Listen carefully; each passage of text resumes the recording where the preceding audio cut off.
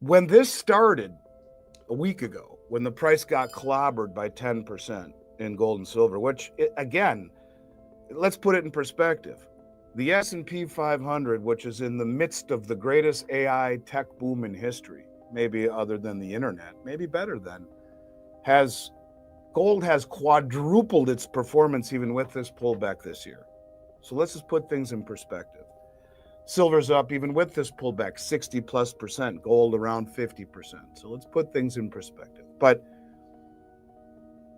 what got the snowball running down the hill was selling, huge selling by short positions that were, I think, trying to cover, but by banks. And the selling happened after New York had closed, before Asia had opened, in the access market, where there's zero liquidity, where there are no traders there to say, I'll take it.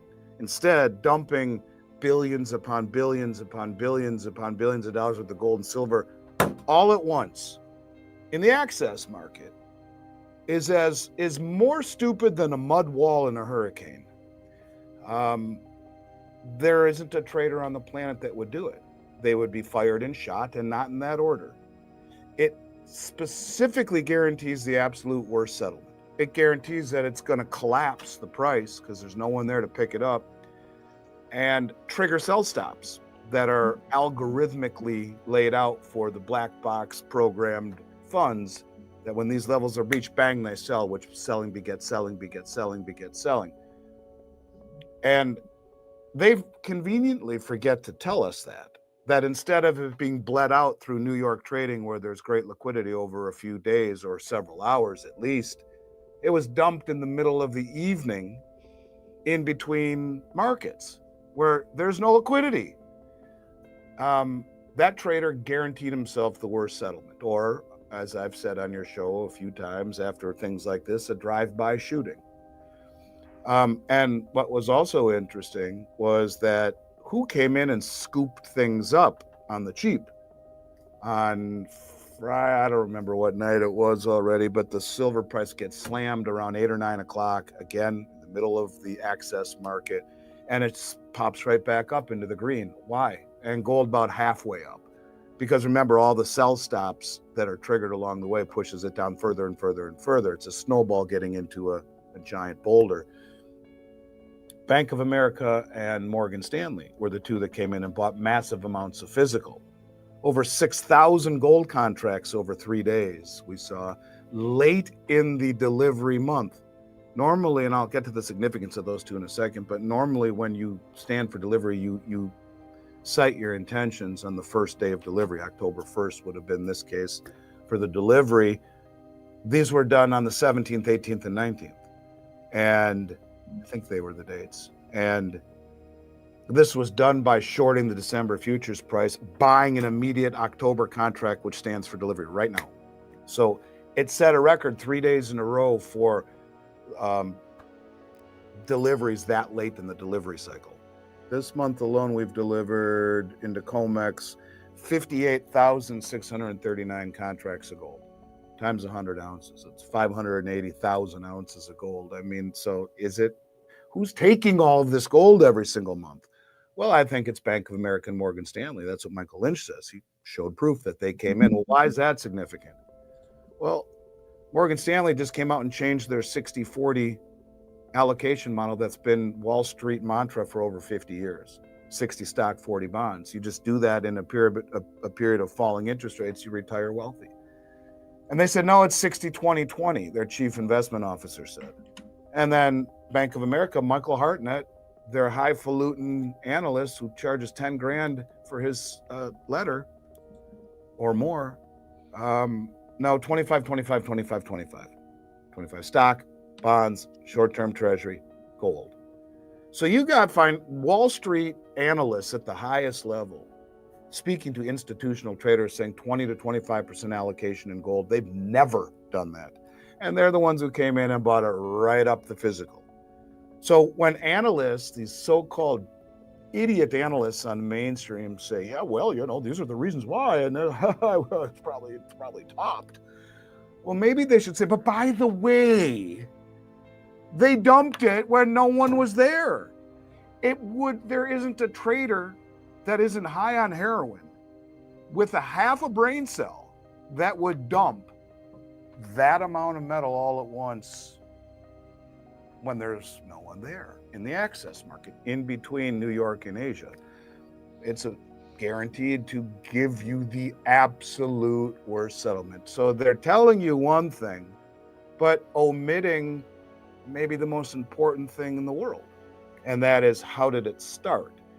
And then you get all of the selling that goes along with it. So I don't know. I think that, Mark, people need to just take a step back and look. We're way up again today. I don't know what we're up. What are we up today? We're up $70 in gold and $1.35 in silver. So it's moving in the right direction again, for sure.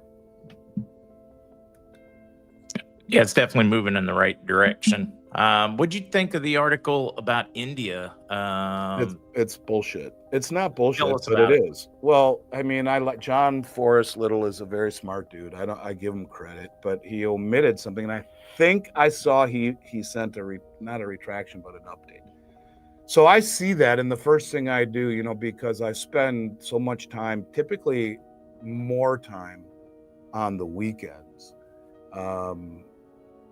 studying for the following week, because information needs to be fresh, right? So, but I spend 2-3 hours a day. And when I saw that I had to fact check it and do everything I could to find information on it, and it is true, but to the best of my understanding, first of all, it has nothing to do with the 10-to-1 ratio, right? Yeah, you can buy 1 ounce of gold for 10 kilos of silver, or use that rather as collateral. But in terms of silver, as far as I can tell, and I have researched the crap out of it, for now anyway, look, it's significant in the fact that they're letting it happen, period. And that is that they're letting silver be used as collateral for a loan. But it's limited to 500 grams in coin form, or 10 kilos, which would be 321.5 ounces in jewelry and bar and coin form mix. So, I mean, you're talking, what, $15,000 or less as maximum collateral that you can use. So yes, it's there, but I mean, it's not significant enough. Maybe it opens the door to it being expanded, but it wasn't the way that it was originally received and reported by everyone, to the best of my own personal knowledge. Take that for what that is. But as far as I can tell, look it up yourself, 500 grams in coin form, or 310 kilos, 321.15 ounces in other forms. So not significant enough, but so it's not fair of me to call it BS, but it is, I think, not what people are thinking that it is yet. Meaning maybe overly reported. For me, Yes. it's the first step. They're willing to start here, then who's next? Andy, is XAU USD real asset linked to gold, or is it a crypto? Is it a safe investment? The XAU, I don't know exactly what it is, but the XAU is like a mining share index, I believe, if I'm not mistaken. I believe. Am I wrong on that? I don't know what it is. It's rarely that I get stumped in the gold space, but I don't know what that one is. Maybe it's just measuring, playing the spread between gold and dollars. And I don't know. If you use gold, this is from James Rickards, right? James Rickards wrote this, and I think it's important this will answer that question in a different way. I don't know that it's valid. It looks like it's just measuring gold in dollar terms, because like we're told the dollar's down 7 or 8%, right? It's rallied a little bit from its 11% down, but that is in the face of a whole bunch of crap currencies, largely in the appreciation of the euro against the dollar. So the dollar's down 8% against the dollar index. Other currencies. But as Rickard says, if you use gold as a way to measure the dollar, don't look at the dollar price per ounce. Instead, ask what weight of gold you get for $1. The answer in 1971 was 0.02857 ounces.